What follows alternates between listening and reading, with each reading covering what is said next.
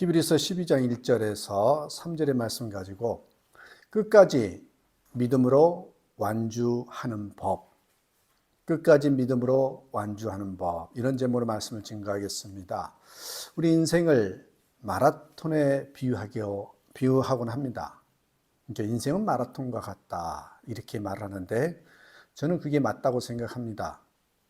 그런데 우리는 마라톤 중에서도요, 이 믿음의 경주를 하는 사람들이다.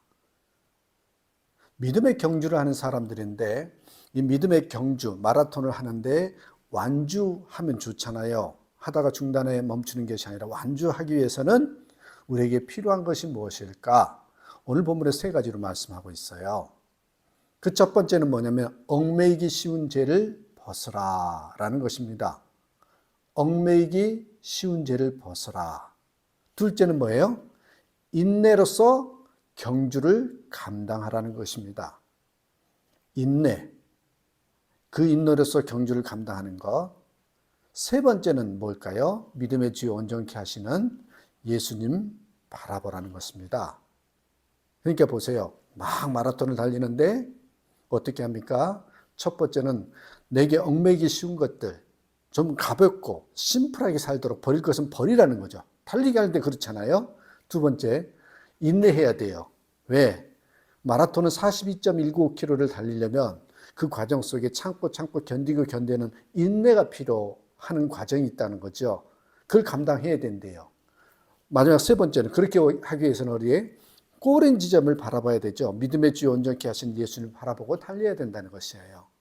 자, 1절 한번 보세요. 1절에 뭐래요? 이러므로 우리에게 구름같이 둘러싼 허다한 증인들이 있으니 모든 무거운 것과 얽매이기 쉬운 죄를 벗어버리고, 두 번째, 인내로서 우리 앞에 당한 경주를 하며. 자, 우리가 먼저 주목해서 보기 원하는 것은요, 얽매이기 쉬운 죄입니다. 얽매이기 쉬운 죄. 그것을 벗어버리라 그랬는데, 얽매이기 쉬운 죄가 뭘까요? 이 경기장에서 경기를 한 선수들이 가장 최적화된 복장을 합니다. 달리기나 수영 선수들이 그런 저항을 최소화하기 위해서 복장을 하는 것처럼 우리도 믿음의 경주를 하는데 방해되고 불편한 것들을 벗어버려야 한다는 것입니다. 얽매이기 쉽다는 것은 쉽게 함정에 빠지게 하는 죄를 말합니다. 쉽게 함정에 빠지는 죄. 자, 쉽게 함정에 빠지는 죄. 일상에서 반복적으로 또 습관적으로 짓고 있는 죄를 말한 거예요. 나도 모르게 일상 속에서 돌이켜보니 그러네 하는 것들 속에 반복적으로 습관적으로 짓고 있는 죄. 그 중에 하나 예를 들어볼까요? 뭘까요? 반복적으로 습관적으로 짓고 있는 죄가 뭐냐면 염려입니다. 염려 같은 거예요. 우리가 염려하는 것을 보면서 우리가 생각하기를 그건 죄도 아니야. 그걸 죄로 여기질 않는다는 거예요. 오히려 염려하며 사는 것이 당연하게 여겨지는 것이에요. 인생살이 할 때 염려 안 하고 사는 사람이 어디 있냐고. 그렇게 쉽게 넘겨버립니다. 그러나 여러분, 결국 믿음의 경주를 계속 하는 데 있어서 우리의 발목에 덫을 잡는 것과 같은 게 뭐냐면 염려 같은 거예요. 그게 뭐예요? 여기에서 말하는 얽매이기 쉬운 죄예요. 또한 여러분, 우울증과 외로움이 시대적인 그런 질병처럼 퍼져가는 가운데서 또 하나 얽매이기 쉬운 죄가 있어요. 얼마 동안 저를 이렇게 발목을 잡았던 것인데요. 얽매이기 쉬운 죄가 참 많거든요. 그 중에 저는 염려라는 이야기를 했고 또 하나가 있어요. 그게 뭔지 아십니까? 우리 기쁨의 반대말은 뭐라고 생각하십니까? 보통 우리는 슬픔 이렇게 생각하는데 기쁨의 반대말은요, 자기 연민, 자기 사랑이래요. 더 정확히 말하면 자기 연민에 빠진다. 이게 기쁨의 반대말이라는 것입니다. 얼마 전까지도 제 스스로를 제가 생각해 보니까 제가 쉽게 함정에 빠졌었던 얽매이기 쉬운 죄가 자기 연민이었습니다. 처음에는요, 자기 연민이라는 것조차 알아차리지 못했었는데 이는 믿음의 경주를 멈추고 싶은 만큼 큰 함정이라는 거죠. 자기 연민에 빠지면 그래요. 그동안에 믿음 생활 잘 했는데 그게 보잘것없고 꼭 그렇게 해야 되나 이런 생각이 빠지게 하는 게 자기 연민이에요. 한번 보실래요? 나는 내가 자기 연민에 빠졌는지 안 빠졌는지 그 증상을 한번 보실래요? 이 자기 연민의 증상으로서 첫 번째가 뭐냐면 자주 기쁨을 잃어버려요. 자주 기쁨을 잃어버리고 또 두 번째는 우울한 생각이 들어요. 그리고 지친다는 생각, 이제 그만하고 싶다는 생각, 내 마음을 알아주는 사람은 아무도 없다는 생각, 아무리 열심히 해도 소용이 없다는 생각, 이런 것들이 다 뭐예요? 기쁨을 빼앗아가는 건데 그 밑에 기저가 뭐냐면 자기 연민이에요. 나는 이렇게 열심히 살았는데 왜 내 주변에는 나를 인정해 주는 사람이 없을까? 이런 생각이 들 수도 있죠. 당시에는 이런 상황들이 힘들게만 여겨졌는데 지나고 나서 보니 큰 깨달음이 있었습니다. 그게 뭔지 아십니까? 자기 연민, 우울한 마음, 이런 감정들은 주님 앞에 가지고 가보니까 진리가 아닌 거짓된 감정에 속아 있음을 알아차리게 된 것이에요.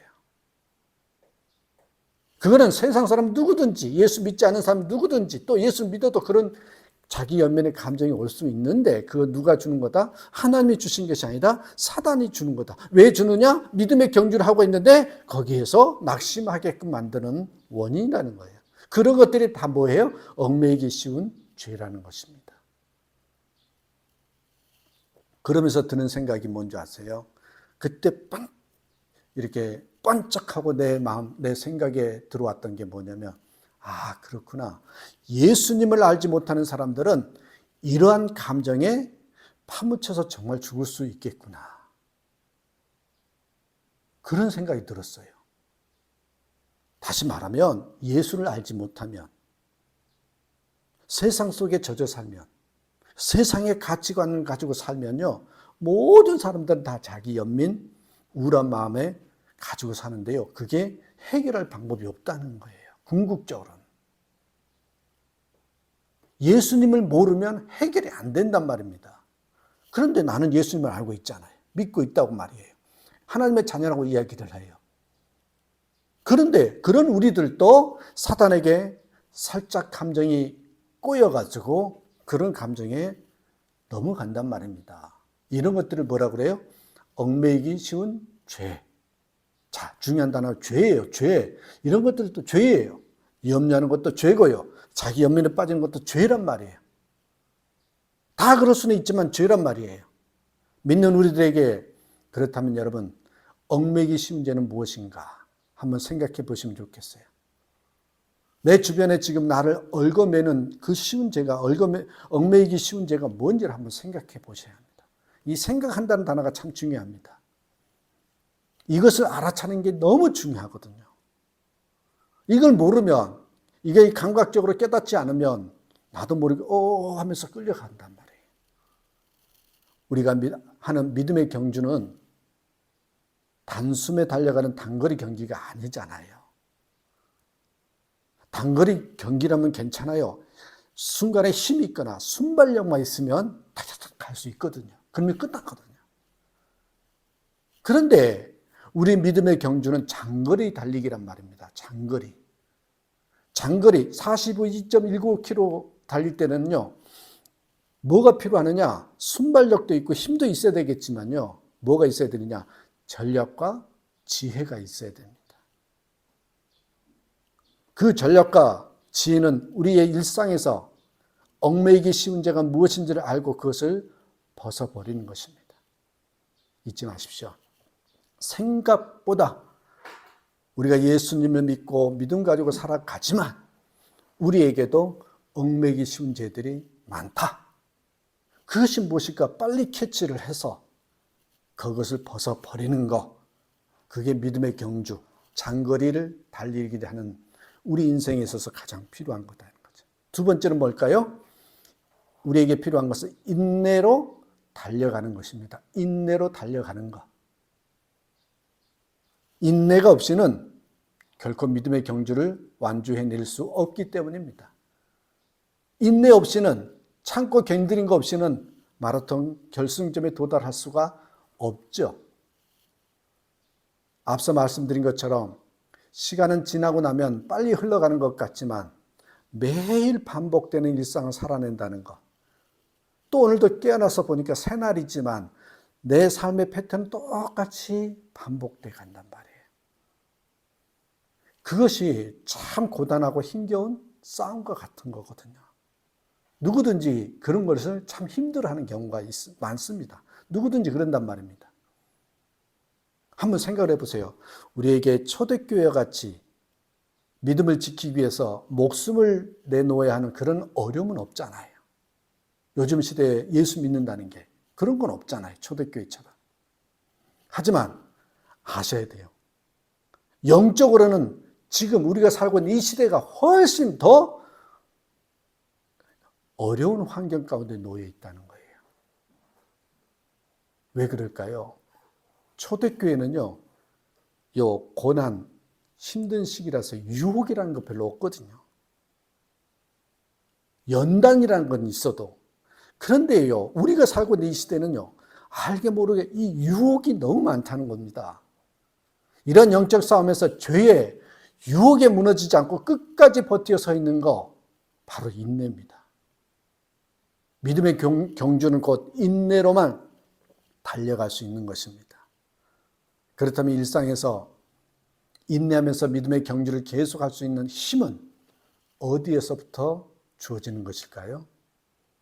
인내하는 힘은 어디로부터 오느냐는 거예요. 그 답을 제가 말씀을 드릴게요. 그것은 매일의 일상을 버텨낼 수 있게 하는 뭐예요? 분명한 목표가 있을 때만 가능해요. 분명한 목표가 있을 때. 우리가 인내로 믿음의 경주를 달려가기 위해서는 이 목표가 분명해야 합니다. 우리가 살아가는 목표는 다른 것에 있지 않잖아요. 자, 성경적으로 우리의 목표는 뭐냐라고 얘기를 할 때 히브리서 10장 36절에 나와 있더라고요. 자, 히브리서 10장 36절에 너희에게 인내가 필요함은 너희가 하나님의 뜻을 행한 후에, 그 다음에 뭐래요? 약속하신 것을 받기 위함이라. 약속하신 것을 받기 위함이라. 하나님의 뜻을 행한 후에 약속해 주신 것을 받기 위해 우리에게 인내가 필요하다. 이 말씀입니다. 그러면 조금 더 한 단계 더 나아가 보십시다. 약속해 주신 것을 받는다는 것은 뭘까요? 우리가 주님의 나라에 이르는 것을 말합니다. 인내로서 믿음의 경주를 마쳤을 때, 우리가 결승점에 다다랐을 때 그곳이 바로 어디래요? 하나님의 나라라는 것입니다. 우리의 목표 지점은 뭐예요? 하나님 나라는 거예요. 우리가 살아가는 목적이 뭡니까? 한번 그걸 살짝 점검해 보고 넘어갑시다. 우리가 사는 목적이 뭐예요? 예수 믿는 사람들이 살아가는 목적이 뭐예요? 오직 하나님을 높이고 그분을 영원토록 즐거워하는 거 아니겠어요? 그죠? 하나님께 영광, 그죠? 다른 조건이 아니라 목숨을 쉴 수 있다면 무슨 뜻이냐면 하나님을 높이고 그분을 영원토록 즐거워하는 거, 이게 우리의 목적인데요. 그걸 한마디로 하면 뭔지 아십니까? 하나님을 찬양하면서 사는 거예요. 하나님을 찬양하면서 사는 것이 우리의 목적이라고요. 우리의 존재 이유란 말입니다. 그러나 하나님의 영광이 아니라 나의 영광, 나의 행복을 위해 우리가 결정하는 일들이 얼마나 많은지 모르겠습니다. 인생의 마지막에 가서야 이 모든 것이 다 헛되었구나 라고 깨닫게 되는 것만큼 비참한 일은 없을 겁니다. 왜 그래요? 목적을 잘못 알고 살았기 때문에. 지나고 나면 아무것도 아닌 것에다가 마음을 두고 애쓰며 살아가는 것이 아니라 오직 하나님의 영광을 위해서 힘있게 달려갈 수 있기를 원합니다. 그것이 우리의 목적이고, 또 우리의 목표가 뭐라 그랬어요? 약속하신 것을 받기 위해서. 인내하기 위해서는요, 그 목적과 목표가 분명해야 한다. 그렇지 않으면 인내할 수가 없어요. 끝까지 버티고 달릴 수가 없다는 것이죠. 자, 하나만 더 보겠습니다. 마지막으로 믿음의 경주를 완주하기 위해서 무엇보다 가장 중요한 것은 우리의 선두주자가 되셔서 앞서가신 예수님을 바라보는 것입니다. 예수님을 바라보는 것. 2절 보실래요? 믿음의 주여 또 온전하게 하신 이인 예수를 바라보자. 그는 그 앞에 있는 기쁨을 위하여 십자가를 참사 부끄러움을 개의치 아니하시더니 하나님 보좌 우편에 앉으셨느니라. 여기서 예수님을 바라보자. 바라본다는 것은 시선을 고정한다는 의미입니다. 예수님께 시선을 고정할 때 우리는 믿음의 경주에서요, 길을 잃거나 표류하거나 돌이키는 일이 없게 되는 것이에요. 다시 말할게요. 왜 예수님께 시선을 고정해야 될까요? 그래야만 길을 잃지 않기 때문에. 그래야만 표류하지 않기 때문에. 그래야만 안 되겠어 하면서 돌이키면서 뒤로 돌아서 가는 일이 없기 때문에 그렇습니다. 예수님은 그 앞에 있는, 보세요. 기쁨을 위하여 십자가를 참으사 그랬어요. 기쁨을 위하여. 그 앞에 있는 기쁨을 위하여. 부끄러움을 개의치 않으셨단 말인데 여기서 그 앞에 있는 기쁨이란 무엇을 말하는 것일까요? 무엇을 말씀하느냐는 거예요. 다른 게 아니에요. 이것은요, 그 앞에 있는 기쁨이라는 것은요, 우리가 그리스도의 신부로 신랑 되신 예수님을 만나게 되는 그 기쁨을 의미하는 거예요. 예수님은 우리를 즐거움 삼고 십자가를 참아 내셨다라는 거죠. 저는 요 구절을 보면서 그런 생각이 들었어요. 요즘 부모님을 생각하면서 자식이 잘 되고 자식이 잘 사는 것을 즐거움으로 삼고 고단한 삶을 이겨내는 그런 부모님의 삶이 떠올랐어요. 그렇구나. 그런 것처럼 말입니다. 예수님께서 먼저 인내로 승리를 이루셨고 지금은 하나님 보좌 우편에 앉아 계십니다. 그러니 우리도 사랑하는 주님을 바라보면서 인내로 이 믿음의 경주를 달려가야 하는 것입니다. 하지만 우리의 삶 가운데 낙심하여 지치게 되는 일들이 참 수도 없이 일어납니다. 그래서 오늘 본문에 이렇게 말해요. 3절에 뭐래요? 어떻게 하래요? 분명히 그런 예수님을 바라보면서 그렇게 살아가려고 하는데 우리 삶 가운데 참 이걸 무너뜨리게 하는 게 많은데 그래서 어떻게 해야 되느냐? 3절 보니까 너희가 피곤하여 낙심하지 않기 위하여 죄인들이 이같이 자기에게 거역한 일을 참으신 일을 그 다음 뭐래요? 생각하라는 단어입니다. 로렌스 형제 이야기 들어보셨죠?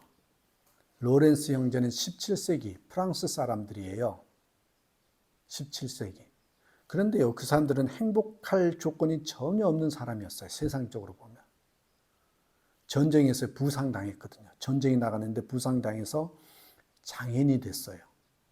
그리고 난 후 38세에 38살에 수도원에 들어가서 수사가 돼요. 그러면서 그는 주방에서 30년간 요리사가 아니라 요리사로 도와주는 그런 설거지 같은 걸 하는 보조, 그렇게 30년 동안 섬겼단 말입니다. 주방에서.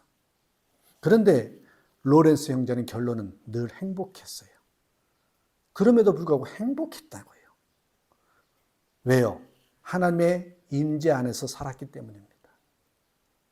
그는 접시를 닦는 것이 수많은 군중 앞에서 설교하는 것과 마찬가지 일이라고 생각을 했습니다. 하나님의 사랑에 감격하며 온종일 노래하고 기도하면서 살았어요. 그에게는 언제나 감사와 기쁨이 넘쳤답니다. 어느 날 국왕 루이 12세가 수도원을 방문해가지고 당신의 행복한 비결이 무엇이냐고 물었을 정도랍니다. 아니, 접시를 닦고 있으면서 왜 이렇게 행복하냐고 그렇게 물었대요. 로렌스 형제는요, 하나님의 인재 연습이라는 책에서요, 이렇게 고백합니다. 한번 들어보실래요? 어떤 사람과 친해진 뒤에야 그 사람을 사랑할 수 있습니다. 이해가 되죠? 친해진 후에 사랑이 이루어진다. 그리고 어떤 사람과 친해지려면 어떻게 되느냐? 그 사람을 자주 생각해야 됩니다.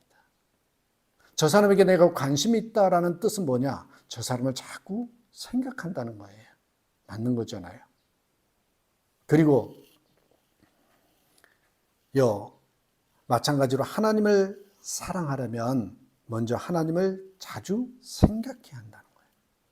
그리고 그렇게 하나님을 사랑하게 되었을 때 우리는 하나님을 더욱 생각하지 말라 그래도 자꾸 생각하게 돼 있다는 거죠.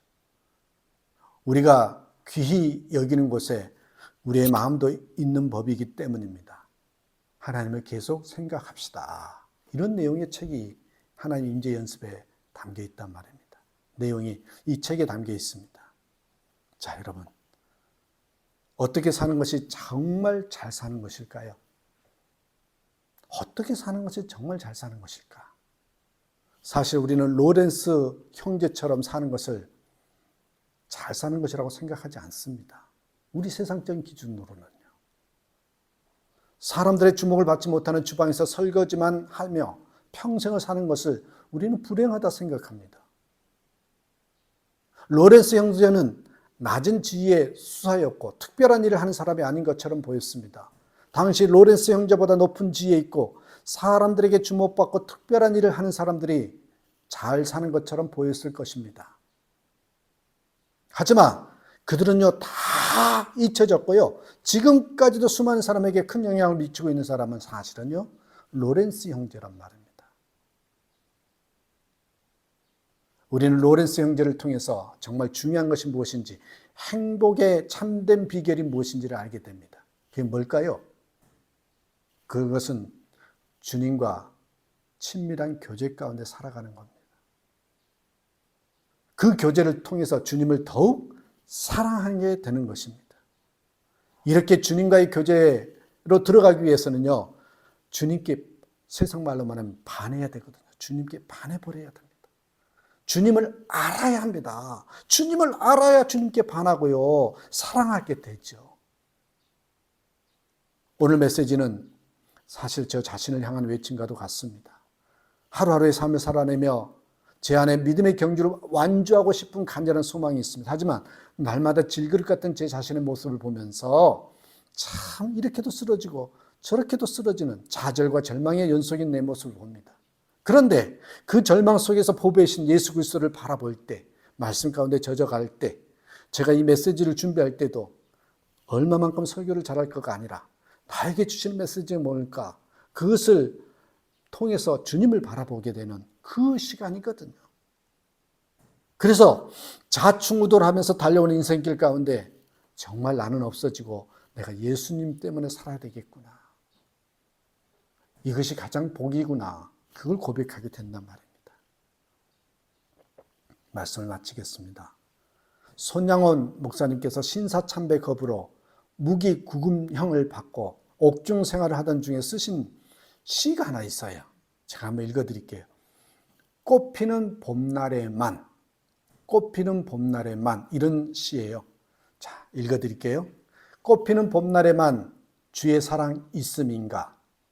땀을 쏟는 염천에도 주의 사랑 여전하며, 열매 맺는 가을에만 주의 은혜 있음인가? 추운 겨울 줄일 때도 주의 위로 더할 것은, 솔로몬의 부귀보다 욥의 고난 더 귀하고 솔로몬의 지혜보다 욥의 인내 아름답다. 이 세상의 부귀영화 유혹의 손길대나 고생 중에 인내함은 최우승이 이룩하네. 세상 권력 등에 없고 믿는 자를 핍박하는 어리석은 사람들아, 회개하고 돌아오라. 우상의 힘 몇 일가며 인간의 힘 몇 일가나 하나님의 심판날에 견디지 못하리라.